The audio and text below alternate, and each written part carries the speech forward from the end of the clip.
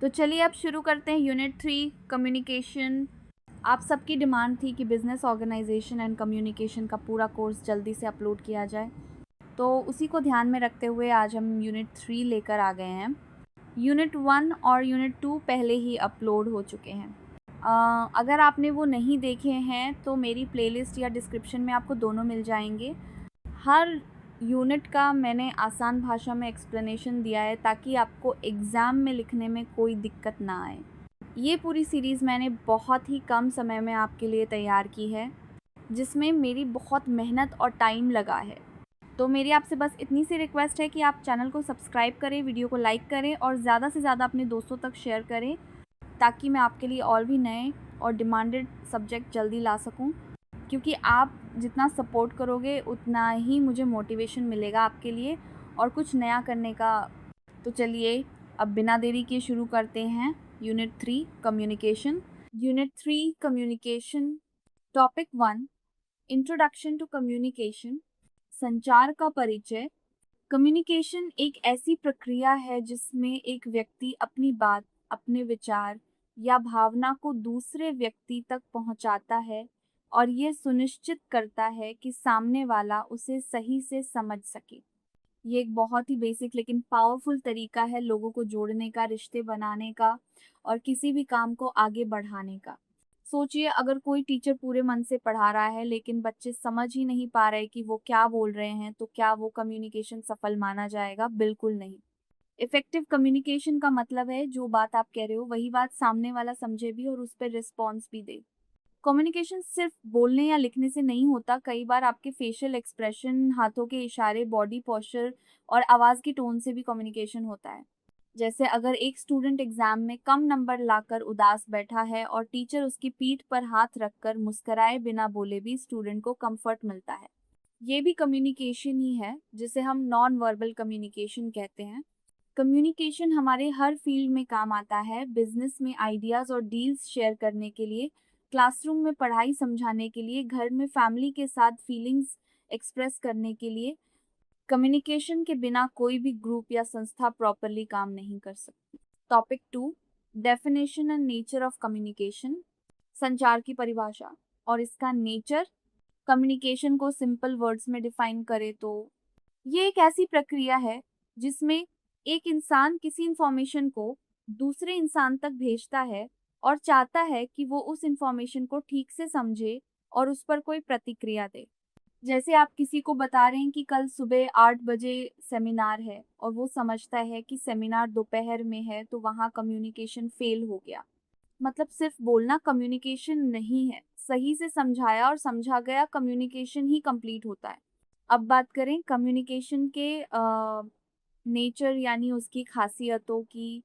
1 communication एक two way process है। इसमें दो लोग होते हैं, एक जो बात भेजता है जिसे हम सेंडर कहते हैं और एक जो उसे सुनता और समझता है जिसे रिसीवर कहते हैं।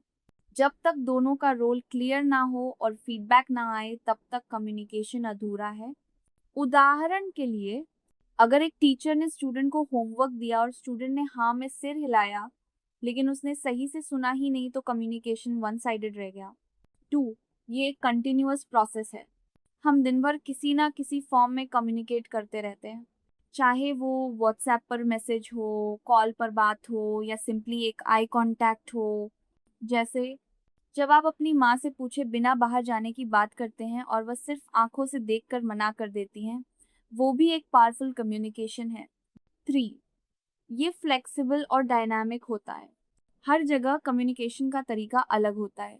क्लासरूम में टीचर का टोन इंस्ट्रक्टिव होता है, वहीं दोस्त के साथ वो फ्रेंडली हो सकता है।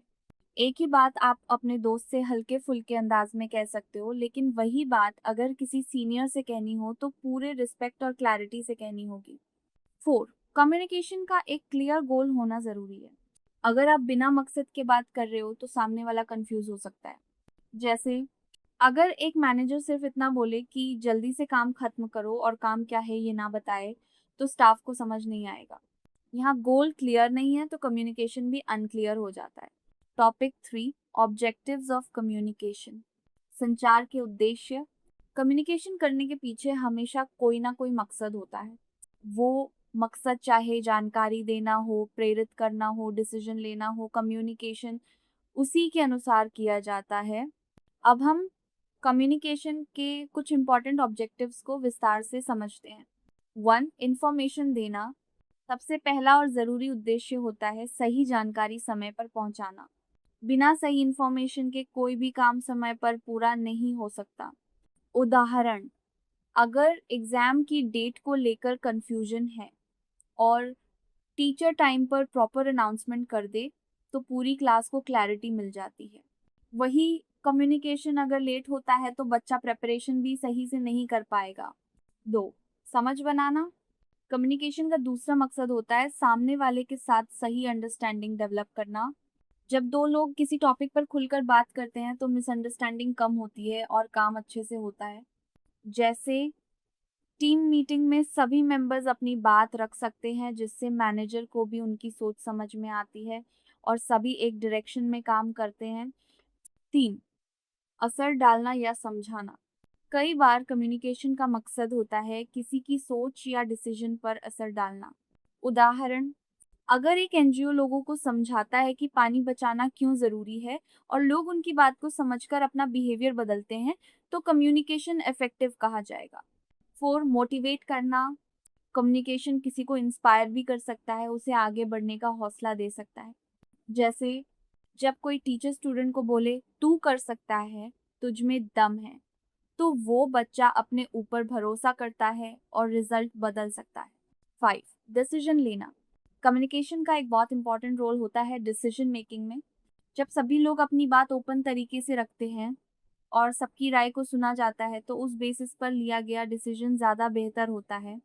जैसे एक कंपनी में नए प्रोडक्ट लॉन्च के पहले फीडबैक लिया जाता है कस्टमर्स और एम्प्लॉयज से ताकि फाइनल डिसीजन हो। Topic 4. Importance of communication to manager. प्रबंधक के लिए संचार का महत्व।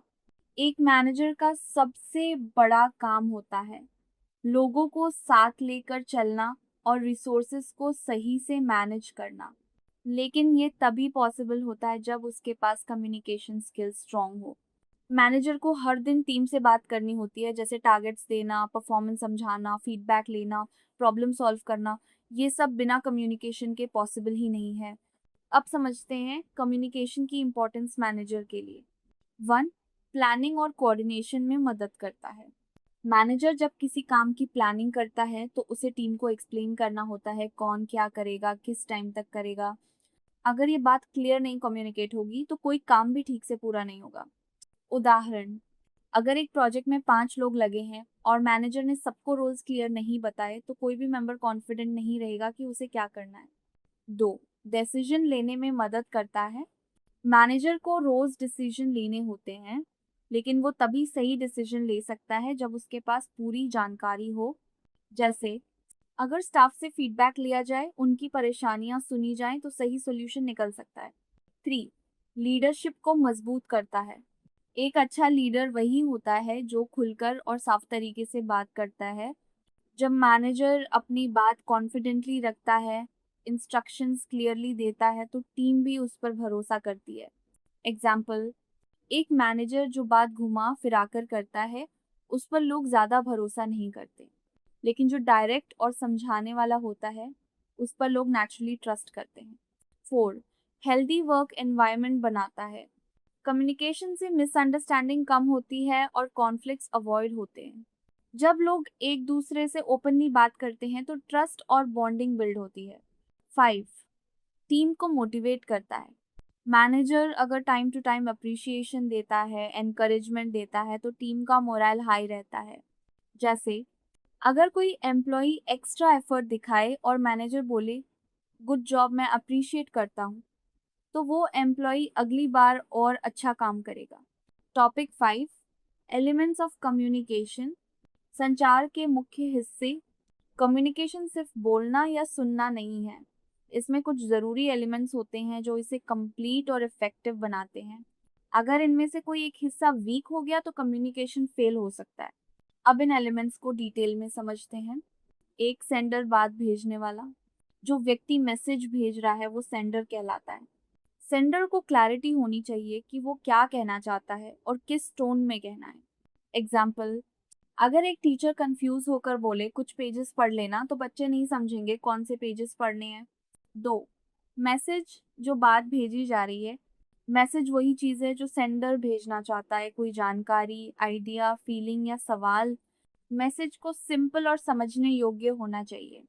जैसे अगर आप किसी दोस्त को कहते हो आज लाइब्रेरी चलना है, तो वो एक सिंपल और क्लियर मैसेज है। 3, एनकोडिंग मैसेज को वर्ड्स या सिंबल्स में बदलना। ये वो प्रोसेस होती है जिसमें सेंडर अपनी सोच को ऐसे शब्दों में डालता है जो रिसीवर समझ सके। एग्जाम्पल, अगर आप किसी बच्चे से टफ लैंग्वेज में बोलेंगे वो नहीं समझेगा, लेकिन वही बात आसान शब्दों में कहें तो वो समझ जाएगा। 4, मीडियम मैसेज पहुंचाने का तरीका। मीडियम वो चैनल है जिससे मैसेज भेजा जाता है, जैसे बोलना, लिखना, कॉल, व्हाट्सएप या ईमेल। हर सिचुएशन के लिए मीडियम का सही चुनाव बहुत ज़रूरी होता है। जैसे अगर अर्जेंट बात है तो फ़ोन कॉल ठीक रहेगा, लेकिन ऑफिशियल बात हो तो रिटन मैसेज बेटर रहेगा। 5, रिसीवर जो बात सुन रहा है। रिसीवर वो होता है जो मैसेज को सुनता और समझता है। उसे अटेंटिव रहना चाहिए और माइंड ओपन रखना चाहिए, तभी कम्युनिकेशन सफल होगा। 6, डिकोडिंग मैसेज को समझना। रिसीवर जब मैसेज को सुनकर उसका मतलब समझने की कोशिश करता है, वो डिकोडिंग कहलाता है। जैसे टीचर बोले कल असाइनमेंट सबमिट करो और स्टूडेंट समझे कि अगले हफ्ते देना है, तो डिकोडिंग फेल हो गया। 7, फीडबैक जवाब देना। फीडबैक से सेंडर को पता चलता है कि रिसीवर ने बात को समझा या नहीं। फीडबैक 2 तरीके का हो सकता है, वर्बल और नॉन वर्बल। जैसे जवाब में ठीक है, समझ गया, या सिर्फ हाँ में सिर हिलाना। 8, नॉइज बाधा जो मैसेज को डिस्टर्ब करे। नॉइज का मतलब सिर्फ फिजिकल नॉइज नहीं है, ये लैंग्वेज प्रॉब्लम, मिसअंडरस्टैंडिंग या किसी का ध्यान ना देना भी हो सकता है। एग्जाम्पल, अगर स्पीकर इंग्लिश में बोल रहा है और सामने वाला सिर्फ हिंदी समझता है, तो वहाँ भी नॉइज क्रिएट होती है। Topic 6, feedback in communication. संचार में प्रतिक्रिया। कम्युनिकेशन की प्रोसेस तभी पूरी मानी जाती है जब रिसीवर मैसेज को समझकर उसका कोई रिस्पॉन्स यानी फीडबैक दे। फीडबैक कम्युनिकेशन का सबसे इम्पॉर्टेंट हिस्सा है, क्योंकि इससे पता चलता है कि जो बात सेंडर ने कही वो सामने वाले ने समझी या नहीं। फीडबैक कई बार बोलकर दिया जाता है, जैसे हाँ मैं समझ गया, और कई बार बिना बोले, जैसे सिर हिलाना, मुस्कुराना या आईब्रो उठाना। अब समझते हैं कि फीडबैक क्यों इम्पोर्टेंट होता है। 1, कम्युनिकेशन को कंप्लीट करता है। अगर कोई टीचर पढ़ा रहा है और स्टूडेंट सिर्फ देख रहा है, ना कुछ कह रहा है, ना कोई रिएक्शन दे रहा है, तो टीचर को समझ नहीं आएगा कि बच्चा समझ रहा है या नहीं। लेकिन अगर स्टूडेंट बोले हाँ मैम ये वाला पार्ट क्लियर है, तो कम्युनिकेशन सक्सेसफुल माना जाएगा। 2, समझ की क्लैरिटी देता है। फीडबैक से ही क्लियर हो जाता है कि सामने वाले ने क्या समझा और क्या नहीं। जैसे मैनेजर अगर मीटिंग में कोई टास्क एक्सप्लेन करता है और स्टाफ उस पर अपनी राय या डाउट पूछता है, तो ये पॉजिटिव फीडबैक माना जाता है। 3, एक्टिव लिसनिंग को बढ़ाता है। जब सेंडर को पता होता है कि उसे फीडबैक मिलने वाला है, तो वो और अच्छे से कम्युनिकेट करता है और सामने वाला भी ज़्यादा ध्यान से सुनता है। 4, ट्रस्ट और रिलेशनशिप को स्ट्रॉन्ग बनाता है। जब कम्युनिकेशन ओपन और टू वे होता है, तो दोनों पार्टीज के बीच भरोसा और कोऑपरेशन बढ़ता है। एग्जाम्पल, अगर कोई टीचर बच्चों की बातों को सीरियसली सुने और रिप्लाई करे, तो बच्चे भी रिस्पेक्ट के साथ पढ़ाई में इंटरेस्ट लेते हैं। 5, इम्प्रूवमेंट और करेक्शन में मदद करता है। अगर कम्युनिकेशन में कोई कंफ्यूजन है, तो फीडबैक से उसे समय पर सुधारा जा सकता है। जैसे अगर एम्प्लॉई ने किसी काम को गलत समझा और फीडबैक में वो क्लियर हो गया, तो मैनेजर उसे समय रहते सही कर सकता है। Topic 7, dimensions of communication. संचार के आयाम। डायमेंशंस का मतलब होता है कम्युनिकेशन किस डायरेक्शन में हो रहा है और किसके बीच हो रहा है। ये समझना ज़रूरी है, क्योंकि इससे हमें पता चलता है कि ऑर्गेनाइजेशन में बातचीत किस तरह फ्लो हो रही है। अब जानते हैं कम्युनिकेशन के 4 इंपॉर्टेंट डायमेंशंस। 1, वर्टिकल कम्युनिकेशन, ऊपर नीचे का संचार। ये कम्युनिकेशन ऑर्गेनाइजेशन में ऊपर से नीचे या नीचे से ऊपर होता है। जैसे मैनेजर का अपने स्टाफ को इंस्ट्रक्शन देना, ये डाउनवर्ड कम्युनिकेशन है। और अगर स्टाफ अपने बॉस को कोई रिपोर्ट या सजेशन दे तो ये अपवर्ड कम्युनिकेशन है। उदाहरण, एक स्कूल में प्रिंसिपल ने टीचर्स को सर्कुलर भेजा, डाउनवर्ड कम्युनिकेशन। और टीचर्स ने फीडबैक दिया कि स्टूडेंट्स को सैटरडे को सेमिनार अच्छा लगा, ये अपवर्ड कम्युनिकेशन है। 2, हॉरिजॉन्टल कम्युनिकेशन, बराबरी का संचार। ये कम्युनिकेशन उन लोगों के बीच होता है जो एक ही लेवल पर काम कर रहे हैं, जैसे 2 टीचर्स आपस में सिलेबस डिस्कस करें या 2 टीम लीडर्स एक प्रोजेक्ट पर बात करें। इससे कोऑर्डिनेशन, टीम वर्क और जल्दी डिसीजन लेने में मदद मिलती है। 3, डायगोनल कम्युनिकेशन, अलग अलग लेवल्स के बीच संचार। ये कम्युनिकेशन उन लोगों के बीच होता है जो अलग डिपार्टमेंट्स या अलग लेवल से होते हैं लेकिन हायरार्की को बाईपास करते हैं, जैसे HR मैनेजर का डायरेक्टली अकाउंट्स के जूनियर से बात करना। इससे टाइम सेव होता है, लेकिन अगर अनक्लियर कम्युनिकेशन हो तो कंफ्यूजन भी हो सकता है। 4, इंटरनल और एक्सटर्नल कम्युनिकेशन। इंटरनल कम्युनिकेशन होता है ऑर्गेनाइजेशन के अंदर, जैसे स्टाफ, मैनेजर और डिपार्टमेंट्स के बीच। एक्सटर्नल कम्युनिकेशन होता है बाहर के लोगों से, जैसे कस्टमर्स, गवर्नमेंट एजेंसीज या सप्लायर्स से। टॉपिक 8, डायरेक्शंस ऑफ कम्युनिकेशन, संचार की दिशाएं। डायरेक्शन का मतलब होता है मैसेज किस डायरेक्शन में जा रहा है। अब हम 4 टाइप्स की डायरेक्शंस को डिटेल में समझते हैं। 1, डाउनवर्ड कम्युनिकेशन, ऊपर से नीचे। ये कम्युनिकेशन टॉप लेवल से लोअर लेवल की ओर होता है। जैसे एक कंपनी के CEO ने पूरे स्टाफ को एक न्यू पॉलिसी बताई तो वो डाउनवर्ड कम्युनिकेशन है। इसका यूज इंस्ट्रक्शंस, रूल्स और गाइडलाइंस देने के लिए होता है। 2, अपवर्ड कम्युनिकेशन, नीचे से ऊपर। ये कम्युनिकेशन लोअर लेवल से हायर लेवल की तरफ होता है, जैसे एम्प्लॉयज अपने सजेशंस, रिपोर्ट्स या कंप्लेंट्स सीनियर को भेजते हैं। इससे मैनेजमेंट को ग्राउंड रियलिटी समझ में आती है। 3, हॉरिजॉन्टल कम्युनिकेशन, समान स्तर के बीच, जैसे 2 टीचर्स या 2 डिपार्टमेंट हेड्स आपस में प्लान शेयर करते हैं। ये सबसे ज़्यादा इफेक्टिव होता है जब टीम बेस्ड वर्क हो। 4, diagonal communication, cross level communication. ये तब होता है जब कोई एम्प्लॉय दूसरे डिपार्टमेंट के किसी पर्सन से डायरेक्टली बात करता है बिना किसी मिडिल लेयर के। इससे काम फास्ट होता है, लेकिन प्रॉपर सिस्टम होना ज़रूरी है। टॉपिक 9, मीन्स ऑफ कम्युनिकेशन, संचार के तरीके। कम्युनिकेशन करने के कई तरीके होते हैं, बोलकर, लिखकर, इशारे से या टेक्नोलॉजी की मदद से। अब समझते हैं कम्युनिकेशन के मेन मीन्स क्या होते हैं। 1, ओरल और वर्बल कम्युनिकेशन, बोलकर किया गया संचार, जैसे क्लासरूम लेक्चर, फ़ोन कॉल या फेस टू फेस बातचीत। इसका फ़ायदा है फास्ट होता है और तुरंत फीडबैक मिलता है, लेकिन ड्रॉबैक ये है कि इसका कोई रिटन प्रूफ नहीं होता। 2, रिटन कम्युनिकेशन, लिखित संचार, जैसे ईमेल, रिपोर्ट, नोटिस या व्हाट्सएप मैसेज। इसका बेनिफिट है कि ये रिकॉर्ड में रहता है और क्लैरिटी ज़्यादा होती है, लेकिन ये थोड़ी स्लो प्रोसेस होती है। 3, नॉन वर्बल कम्युनिकेशन, बिना बोले का संचार। इसमें आता है body language, tone of voice, facial expression. जैसे कोई नाराज है तो वो कुछ बोले बिना भी चेहरा दिखा देगा। 4, विजुअल कम्युनिकेशन, ग्राफ या चित्रों के माध्यम से, जैसे charts, graphs, presentation, slides.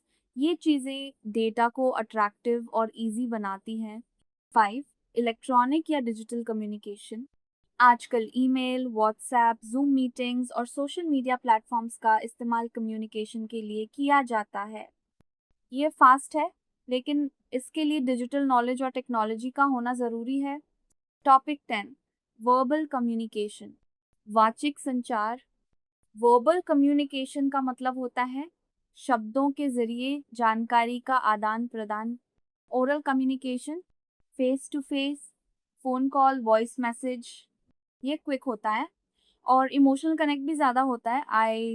Importance of verbal communication, वाचिक संचार का महत्व, क्लियर एक्सप्रेशन ऑफ थॉट्स, विचारों की स्पष्ट अभिव्यक्ति।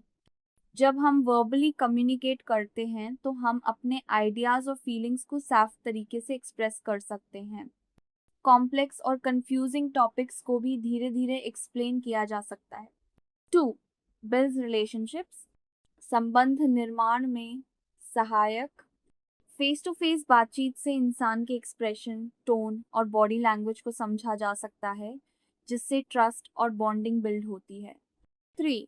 इमीडिएट फीडबैक पॉसिबल, तुरंत प्रतिक्रिया संभव। जब हम सामने वाले से वर्बली बात करते हैं तो उसका जवाब भी तुरंत मिल जाता है। अगर कोई कंफ्यूजन है तो वो उसी वक्त क्लियर किया जा सकता है। 4. Suitable for team work, team work के लिए उपयुक्त। वर्बल कम्युनिकेशन टीम वर्क को ईजी बनाता है।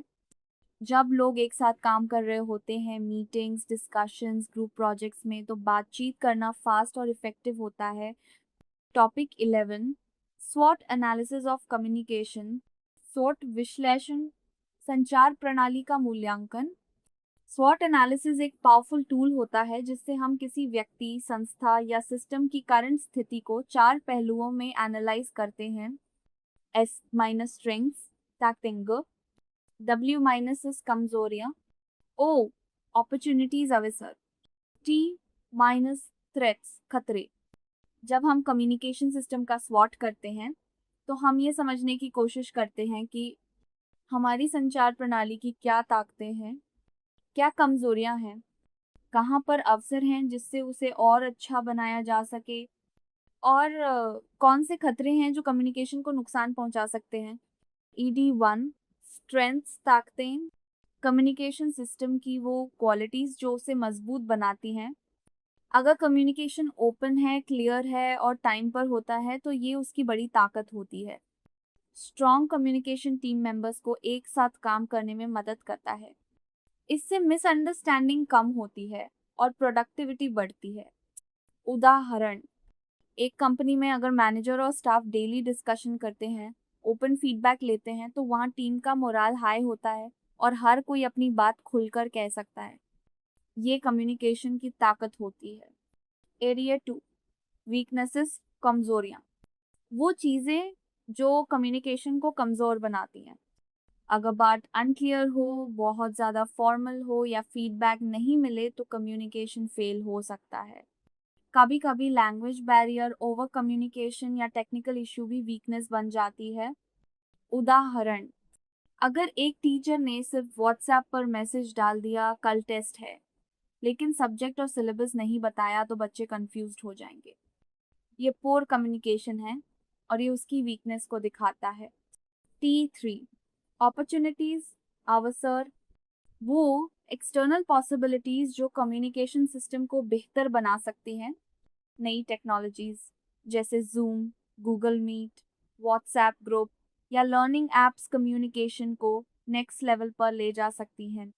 Training sessions, open door policy और एम्प्लॉय फीडबैक मैकेनिज्म सिस्टम को और मजबूत बना सकते हैं। उदाहरण, अगर कोई institute weekly doubt clearing session शुरू करता है तो ये एक अवसर है जहां कम्युनिकेशन बेहतर हो सकता है। TN4 थ्रेट्स, खतरे। वो बाहरी या आंतरिक फैक्टर्स जो कम्युनिकेशन को खराब कर सकते हैं। Language differences, cultural misunderstanding, technical failure या ईगो क्लैश, ये सभी कम्युनिकेशन के लिए खतरा बन सकते हैं। अगर मैनेजर अपनी बात क्लियरली नहीं समझा पा रहा और एम्प्लॉयज ओपनली बोलने से डरते हैं तो सिस्टम टूट सकता है। उदाहरण, अगर एक ऑर्गेनाइजेशन में कम्युनिकेशन सिर्फ टॉप टू बॉटम है और नीचे वालों की कोई बात सुनी नहीं जाती तो टीम डीमोटिवेट हो सकती है। ये एक कम्युनिकेशन थ्रेट। तो ये था हमारा पूरा यूनिट 3 कम्युनिकेशन। तो आप कमेंट में ज़रूर बताइए किस सब्जेक्ट पर आपको सबसे ज़्यादा ज़रूरत है नेक्स्ट वीडियो की, जिस पर सबसे ज़्यादा डिमांड आएगी सबसे पहले उसी पर काम शुरू होगा।